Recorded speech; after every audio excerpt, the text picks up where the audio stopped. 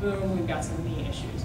Or shoulder joints. The shoulder issue is one muscle's too tight, other muscles start to compensate, the shoulder gets in the wrong position, and now I can't lift my shoulder. So from a couple of standpoints, flexibility is huge. And I love this work because it keeps the muscles strong throughout the range.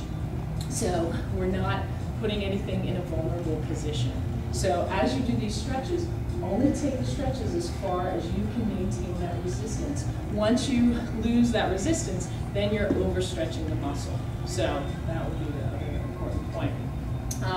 And one last thing is, Joan mentioned hamstrings.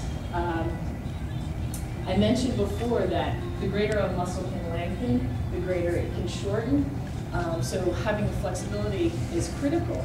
Oftentimes, people think, and the hamstrings may be tight, but sometimes people think the hamstrings are tight, when in actuality, it's that the quads can't shorten enough. The quads aren't flexible enough.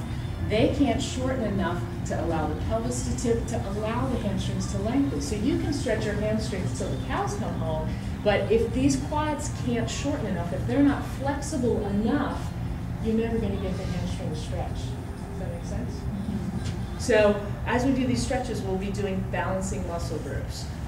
So we'll be doing front and back, and side and inside and outside.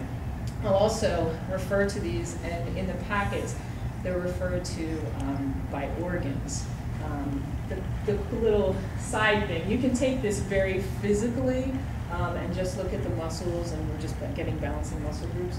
On another level, if everyone's familiar with acupuncture, heard of acupuncture, in acupuncture, you're just hitting meridian lines of the body that correspond to different organs. So those lines run all through our body. And so each of these stretches can correspond to a particular organ. So I'll refer to them as organs.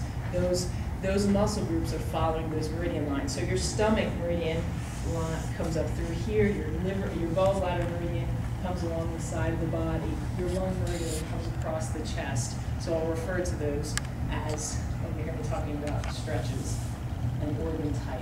So there's some cool things, and they're associated with different body functions and also even psychological traits as well. So.